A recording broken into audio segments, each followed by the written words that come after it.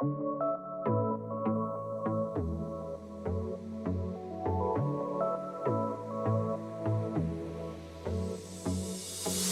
everyone. Welcome back to the Nuance Needed podcast. It's Amanda, and I am here for a little solo episode because Sam is away on vacation in London. Go her. So she's going to be doing a little pep talk on Thursday, and I'm going to be doing the main episode this week. And I'm really excited because we are going to do a whole episode today about how exactly to process your emotions. When I had my old podcast, Recovered-ish, this was one of the most shared, most loved podcast episodes that I just did. So I wanted to revamp it and add to it and just give you like a really great guide for exactly what to do. I made and created a lot of this research when I was doing my book, Not Drinking Tonight. And then my workbook has like a ton of workbook pages about exactly how to process an emotion. So I'm really proud of this work. And if any of those things interest you, you can always check out my book also. And I'm going to do a Substack companion piece to this, which will give you lots of resources. And if you're more of a visual learner, I'm going to do a really great companion piece to this on Substack, which will go over exactly what to do. It'll like walk through the process with you so that you can see the studies, see the graphs and the things that I'm talking about, and really get this will be a full guide of exactly how the hell to process your emotions. So if you haven't joined us on Substack, you'll definitely want to do that. Check us out at nuanceneeded.substack.com. And we're trying so hard to be able to get ad revenue from the podcast. And to do that, we are still trying to reach as many people as possible. So if you could do me a favor, and if you haven't left us a review or rated the show on, Apple or Spotify, it would mean so, so much to us. We appreciate you all so much. All right, I'm going to get into the episode. Today, I'm going to go into some really cool research about how emotions actually work, and then we're going to walk you through the exact step-by-step method for processing your emotions. And this is what I use with clients, it's in my book, and it's what I use in my life too. So I want to ask you something. How many emotion words do you know? Right? I think most people can say happy, sad, angry, anxious, frustrated. What's shocking is they've done studies on this, and on average, most adults only know about 5 to 7 emotion words. And really, this is why it matters. Emotions aren't just something that happens to you. They're actually co-created in your brain using a combination of body sensations and past experience and concepts and words you have available. So this might feel a little bit abstract. So I'm going to repeat a little bit of this again. Emotions are not just something that happened to you. It's not just that something happens and you're sad or happy. There's actually a process that your brain goes through to actually identify and figure out that you're sad, for example. And emotions actually start as physiological or physical body sensations. It starts with that, and then it turns into an emotion. Let me get into some of the science behind this. Essentially, one of my favorite books, it's extremely dense, but it's really great. It's called How Emotions Are Made. It's by neuroscientist Lisa Feldman Barrett. And her book really has upended and changed how we understand emotions. She discovered that instead of emotions being these like universal hardwired responses, which is what a lot of us grew up learning, right? That everyone who's happy smiles, and that's how you know that someone's happy, or you can tell concretely everyone who's sad frowns. She actually discovered that emotions are predictions that your brain makes based on what's happening in your body and the environment. So let me help you think about this for a second. Your brain is constantly trying to figure out what's going on in your body and what to do about it. Is that flutter in your stomach excitement? Is it because you're about to see someone you love? Or is it anxiety because you have a big presentation? Your brain uses context and past experiences and the emotions it knows to essentially make its best guess. And I want to give you a real world example. I was talking to one of my friend whose children are about like a kindergarten age. And she told me that after her kids go to the doctor and they get vaccines, sometimes they'll come home and say, I don't feel good. But they can't really explain what kind of not good. It's not like, regularly being sick. They can't say I have a sore throat or I have a headache. They don't really have the body awareness or the vocabulary to distinguish between tired, sore, anxious, or some of these more nuanced feelings. So their brain just lumps all of it into I don't feel good. I'm having this bad feeling. And what's fascinating about emotions is if you only know a few emotion words, you're going to experience the world through those limited options. Like, think about it with a kid. I now have a daughter who's 2.5, and she only knows a few emotion words. We're working every day on getting more. If you ask my daughter how you're feeling, she'll say things like happy, sad, good, which isn't really an emotion, but those are kind of the words she knows, mad, where a lot of times she's not necessarily mad when she's about to have a tantrum. She's frustrated. She's frustrated that she can't do something that she wants to do. But she doesn't understand the word frustrated yet. She doesn't understand it as a concept, really. So because she doesn't have it as a concept, that's one of the reasons that she feels mad instead of feeling frustrated, because we can only really understand ourselves and our emotions through the words that we have. And it's really fascinating because if you look at other countries, other languages, they have sometimes different words than we do. And as a result, they can identify sometimes different emotions that we don't really have a word for.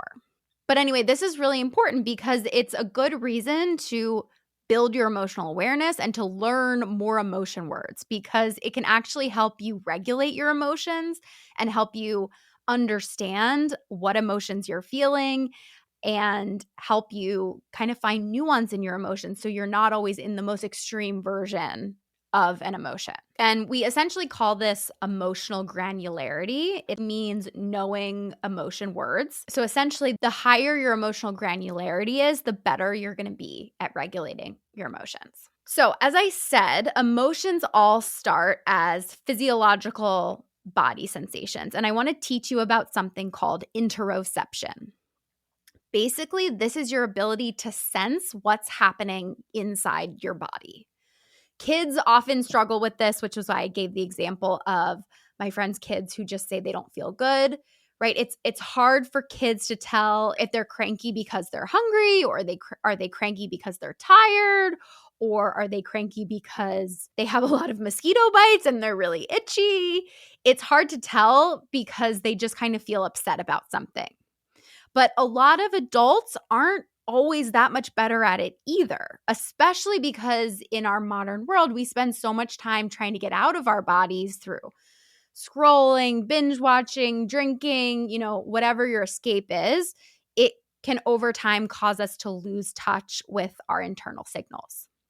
Your internal signals are your ability to kind of feel what's happening in your body. So it's your ability to feel your heart rate. It's the ability to feel how your stomach feels. It's your ability to feel whether your mouth is dry, whether you're feeling hot or cold. It's your ability to feel whether you have a pit in your stomach or nauseous. A lot of times we don't like to feel this way, so we check out. Then over time, we get worse at it because we're just so in the habit of checking out whenever we start to feel any sort of sensation come into our bodies. So if you're not practicing the skill of trying to pay attention and notice what's happening in your body, you're going to lose that skill. And we actually want to strengthen that, because the better you are, if you notice some of the sensations I described, a lot of those are connected to your emotions. So again, the better your interoception is, the better you are at mindfully noticing what sensations are happening in your body, the better you're going to be able to identify what emotions you're having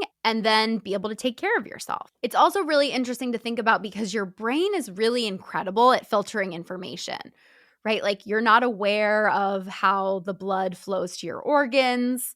You're not aware of your white blood cells going to go fight off an infection.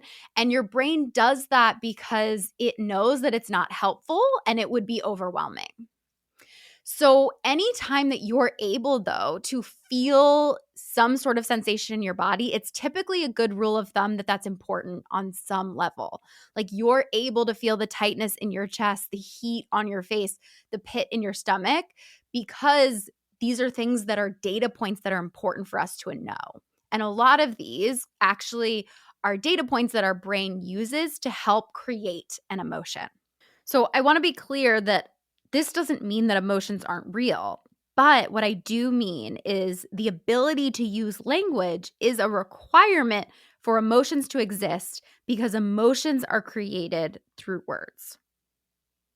This is why dogs, mammals, even babies, they don't have emotions in the traditional sense of the word because emotions are not biologically hardwired into us.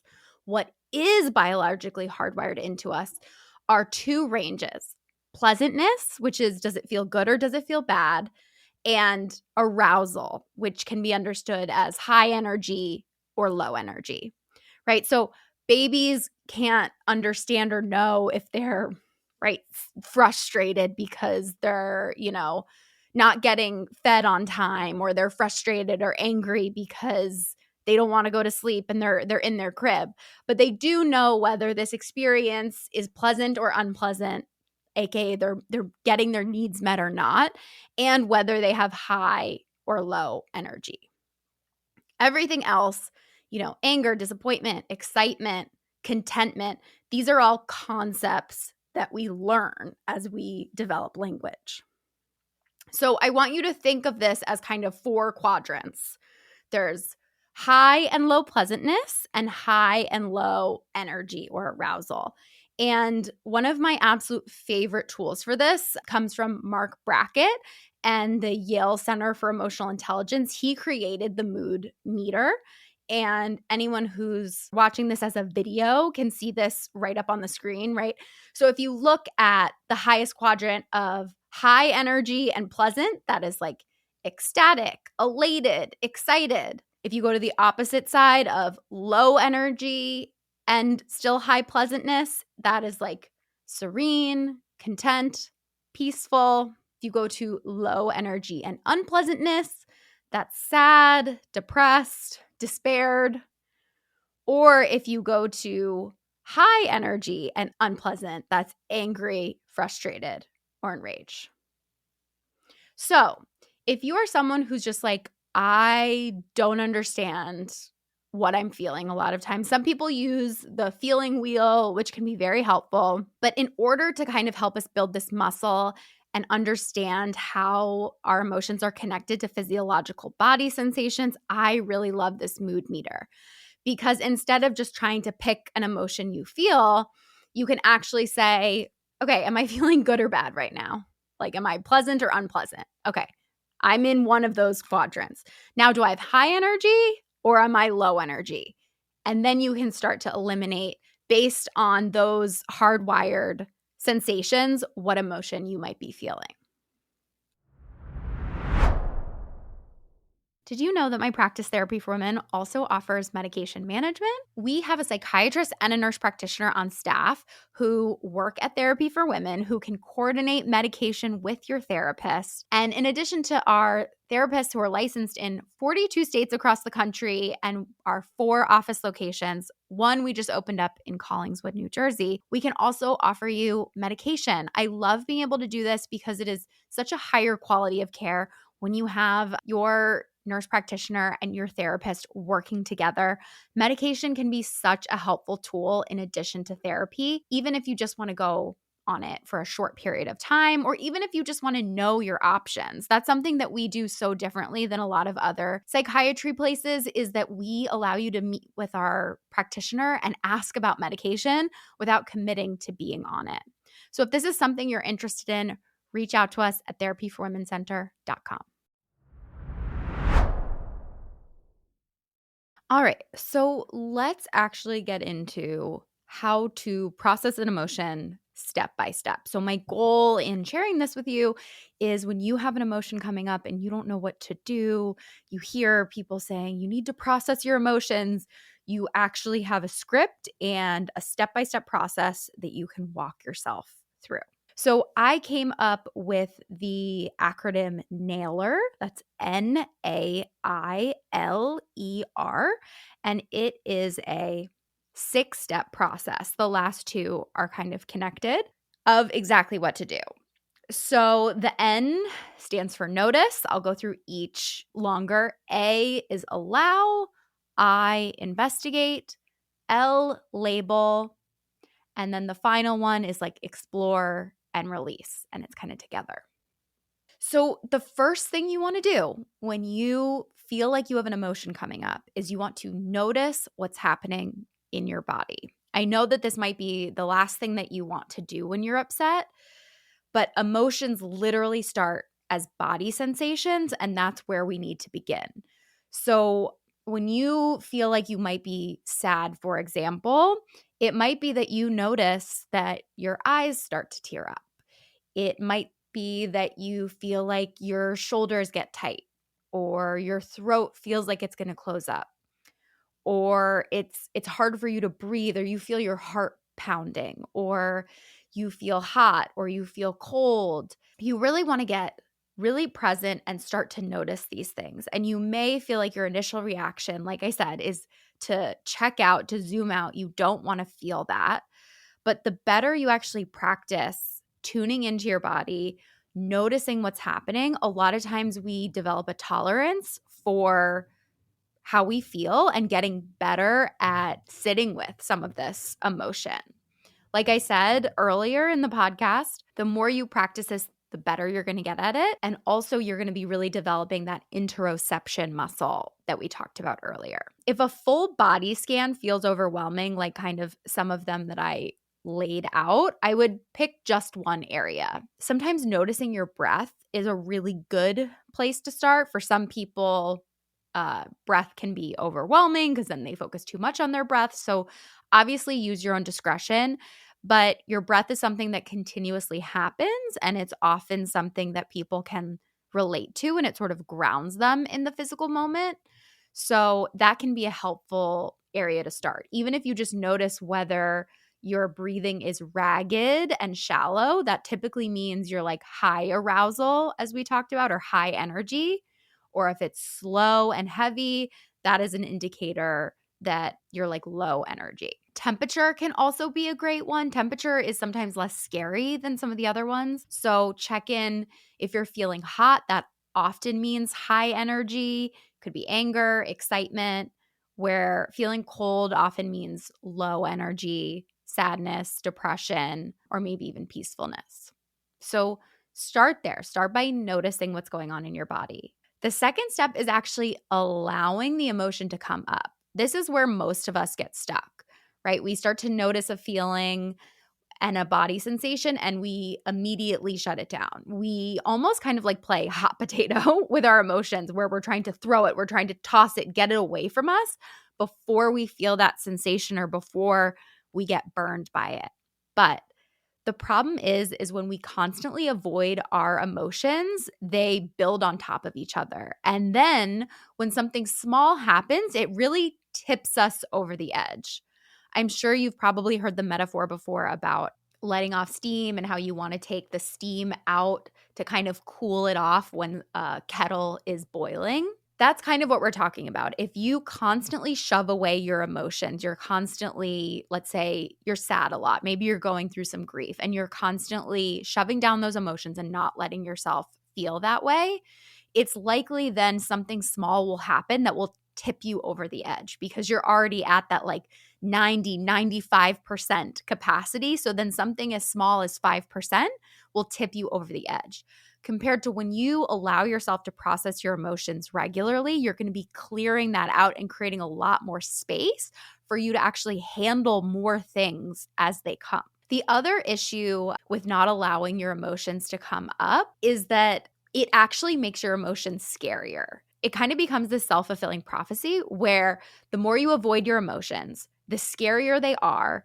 You don't build that skill of kind of having confidence that you can face your emotions. So then they become scarier. And then, like I said, one small thing can tip you over the edge. And then it makes you feel like, oh my God, I can't handle anything. See, I have a mental breakdown just from X, Y, or Z happening. Emotions are not safe. I need to shove them away more.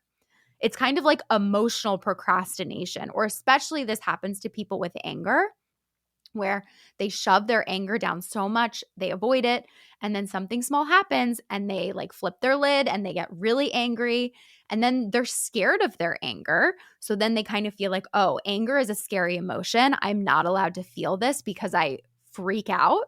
So I need to shove this down more.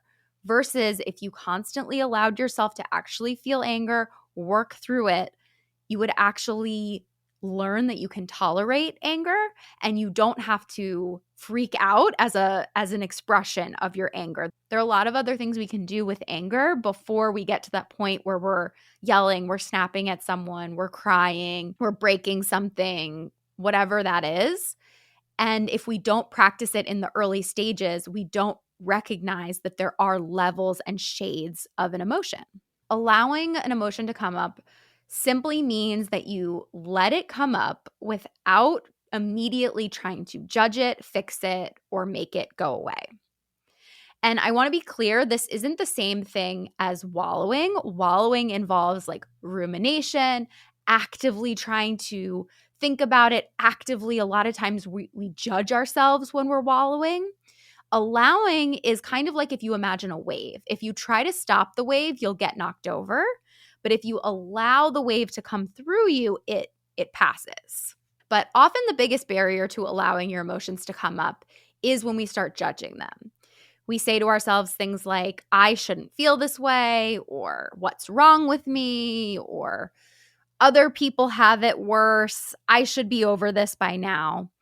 And this judgment actually is a sneaky way for us to avoid feeling our actual emotion. Because when we're judging ourselves about being angry, we don't actually have to feel the anger. We can be over here judging the anger, essentially. The judgment can also create something called meta emotions. You may have heard this as, if you are into DBT at all, it talks about it as primary and secondary emotions. But a meta emotion is essentially an emotion about an emotion. So when you judge yourself for being sad, for example, you're not just sad. You're now maybe angry about being sad, or you're ashamed about being sad, or you feel guilty about being sad. And the problem is that the original emotion is still there. It's just buried under other emotions. So honestly, what I like to tell people and I tell my clients is, I don't really care if you think you deserve to feel your emotions. A lot of times people feel like, other people have it worse. I don't deserve to feel sad about, my cat being sick, for example. But the truth is whether you deserve it or not, beating yourself up is going to make it worse. It's like yelling at yourself for being hungry. It doesn't make the hunger go away. It just makes you angry and miserable and hungry. So unfortunately, whether you think you deserve to feel sad about something or not isn't super relevant because the emotion is already there. So our options are either to process it and walk through it. And by the way, they've done a lot of studies, and emotions like the physiological body sensations only last a few minutes. And if you can learn to tolerate that, you can actually move through this process pretty quickly. The problem is we get stuck in the allow stage. We get stuck in judging ourselves, in meta emotions, and then the emotion doesn't pass through us because we're dealing with judgment in addition to other meta emotions layered on top of it. The next one is I for investigate. And this is where I really want you to get curious. There's a big difference between being curious and being critical. So I don't want you, again, that's where if you're falling into what's wrong with me, that is not being curious, that's being critical of yourself. Instead, I want you to think kind of like, why might this be happening? What's happening? Why did I start feeling this way? What thoughts am I having? What might be going on in my life right now? Or when have I felt this way before? So we're not trying to stop ourselves from feeling this emotion, but we're trying to kind of connect some of the dots. As we talked before, emotions are co-created with words and our environment. So we can easily miscategorize sometimes, right? Feeling nauseous as being nervous or eating something bad. And our brains have to figure out the difference between those two and the context of maybe whether you're going to give a presentation or whether you just ate some food that was suspect is going to really shape that. So we want to just get curious about why this physiological body sensation might be happening and what is the other context in our life. The other thing that's really important to remember is that if you're feeling, hungry, tired, dehydrated, if your basic needs aren't met, it is going to make your emotions feel bigger because your brain is always trying to manage getting your basic needs met. It's always trying to predict and make sure you have enough resources to handle what's coming. And when your basic needs aren't met, your emotions tend to be amplified and everything feels bigger and more overwhelming. So get curious always about how your basic needs are being met.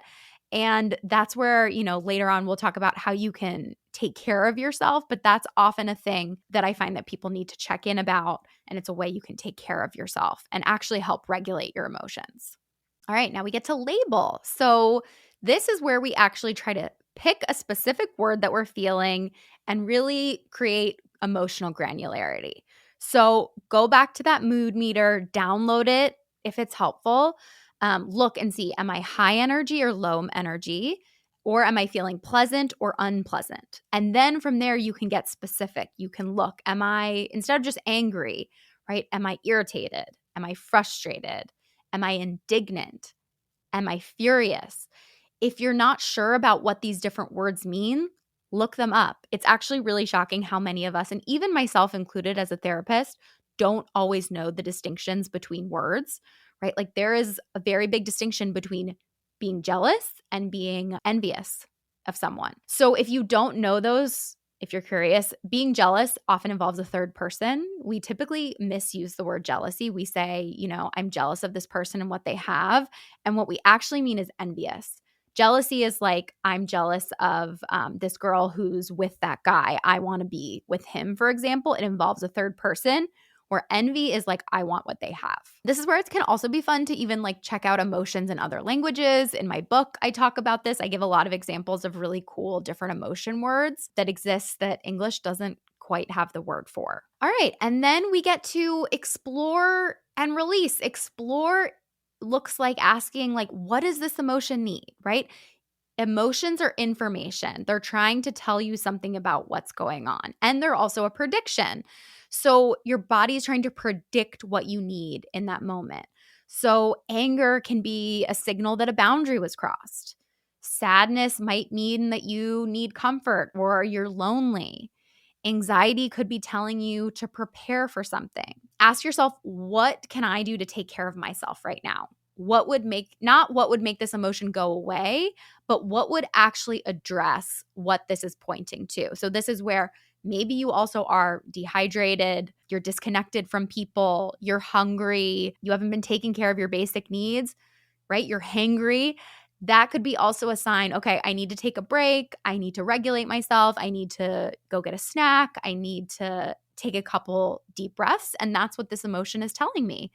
And you can work through this, do that, and then get back on with your day. It doesn't need to be something that takes the whole day or takes 30 minutes or takes multiple hours. This, as you get better at it, can be a quick thing. And then finally, release. As we've talked about, emotions start as physiological body sensations, and as a result, they can often create physical changes in your body. So this can look like hormones, muscle tension, changes in your breathing or your heart rate.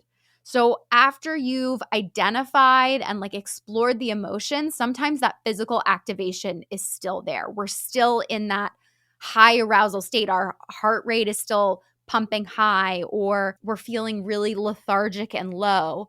A good rule of thumb is to kind of do the opposite of what your current energy level is. So if you're feeling anxious or angry, you can try calming activities like soothing music, gentle stretching, deep breathing, progressive muscle relaxation. Where if you're low arousal, you can try doing some jumping jacks, splashing cold water on your face, dancing, going for a quick walk, doing something to kind of counteract that energy. Other really great releases are journaling, talking to someone. Co-regulation is a real thing. Our nervous systems sync up with other people when we are in the same space as them, and it can be really calming to do this. This is an evolutionary thing. Our brains learned that being with other people was safe. So because of that, it can be really helpful to just talk to someone or just be in the presence of someone also. Creative expression, drawing, music, or movement even.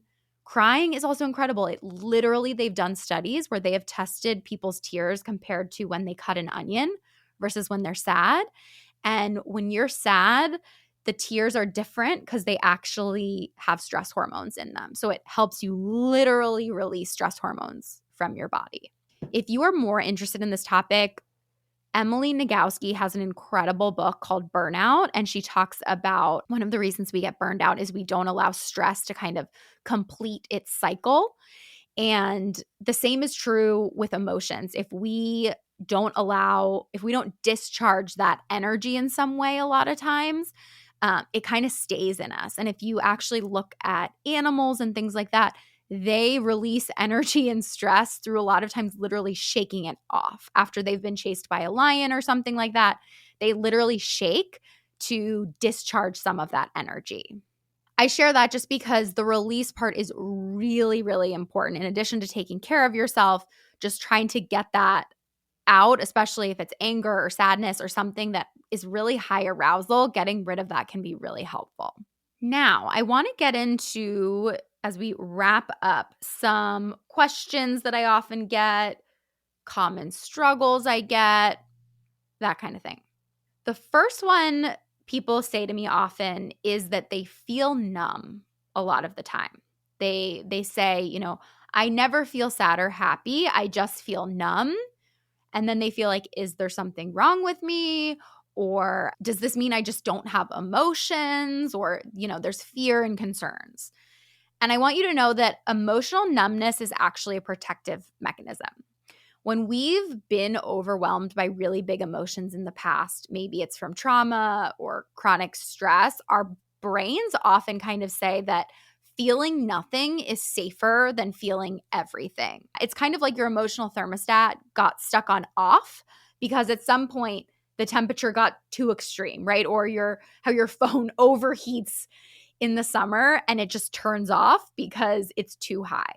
The really hard thing about being a human is you can't selectively numb. So when we shut down painful emotions, we also shut down joy, excitement, connection. So you want to start really small, but start trying to be more present and notice a little bit of sensation in your body.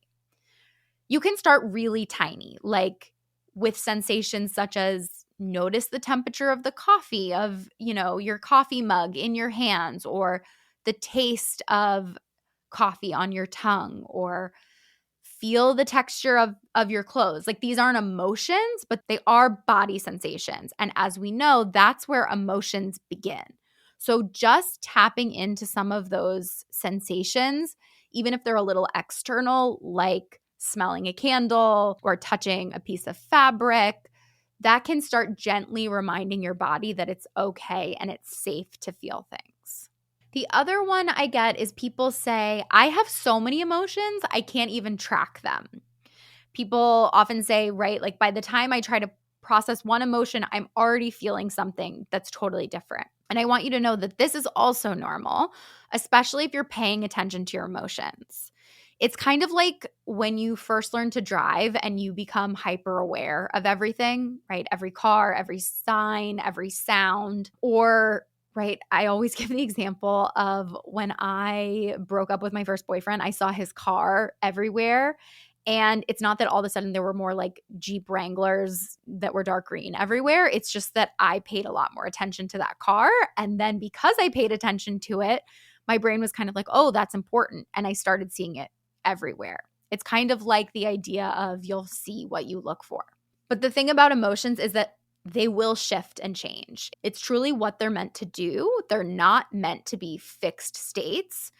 And it can be helpful to think about emotions as they're more like the weather. They're constantly moving, they're changing, they're responding to conditions because, again, it starts based on what's physiologically happening in your body. And emotions are predictions that your brain's trying to make. So when this happens, I would just pick one. You don't have to process every emotion, especially if you're getting really caught up in trying to do it right. I would focus on what the physiological body sensation is. A lot of times emotions are connected to other emotions. And I think we can get really fixated on finding the exact right label for our emotions, which now, as I'm saying this might be a little contradictory to what I said earlier. But the goal is in labeling your emotion is to develop your emotional granularity, is to help you understand your emotions and what you might be feeling, not doing it perfectly or getting it right. So yeah, maybe you like feel anger and then you realize, oh, this is also maybe anxiety.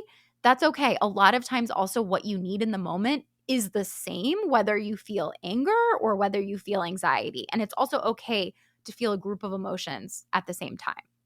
Another common one I get is like, I'm terrified if I start feeling or I start crying, I'll never stop. And I want you to know, in all my years as a therapist, I have never seen someone cry forever. Your body literally cannot sustain that level of emotional intensity indefinitely.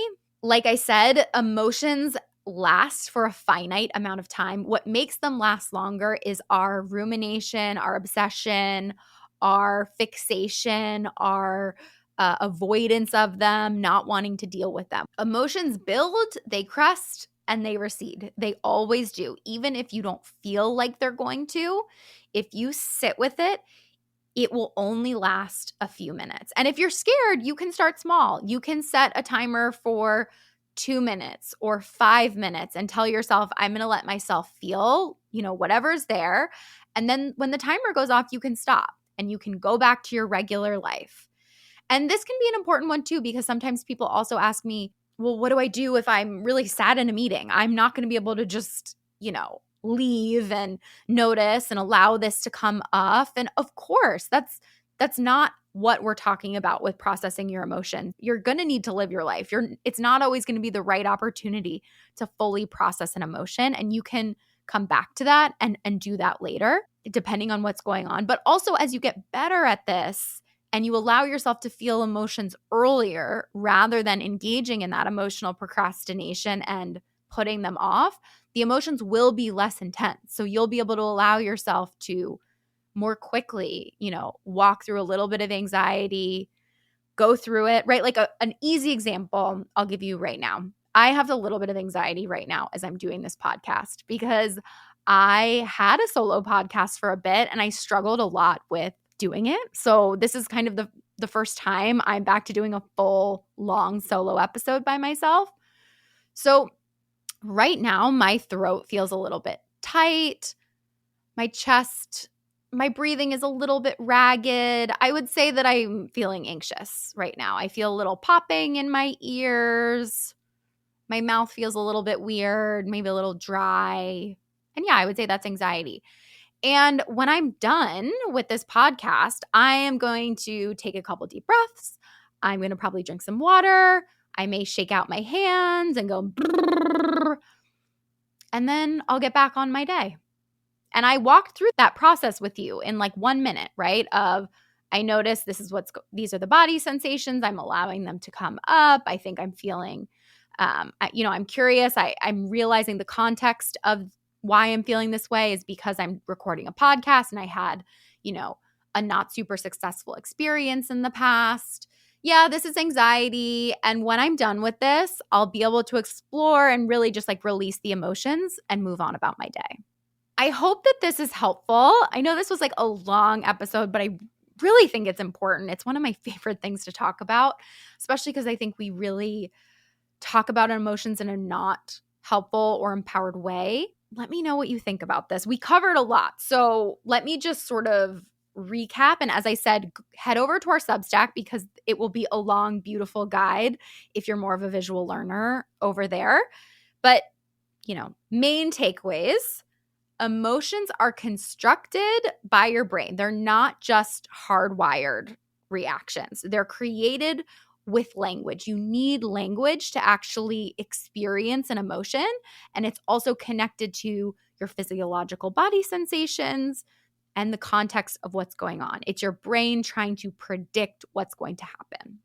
Second, the more emotion words you know, the more nuanced your emotional experience will be. Think of it as you're trying to paint a picture. The more colors you have, the more nuanced and, vivid that painting will be. If you only have red, yellow, and blue, it's going to be a pretty simple colored painting. Processing your emotions means feeling them in your body, not just thinking about them. If you struggle with processing your emotions, I bet you it is because you don't allow yourself to actually feel. And presence is a skill. And we talk about this actually a lot in a recent episode we did on OCD and anxiety with Kimberly Quinlan. So if you want to hear more about presence, I would go back and listen to that episode. But yeah, thinking about your emotions isn't processing them. Judging your emotions also isn't processing them.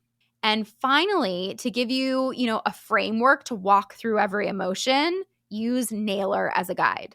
Notice, allow, investigate, label, and explore and release. And if you want more on this, you can head over to our Substack. You can also check out my book, Not Drinking Tonight, and also the companion workbook called Not Drinking Tonight, the Workbook, which also has tons of worksheets if you're really into this or if you're a therapist and you want to use this with your clients. I have a lot of really great resources in the workbook.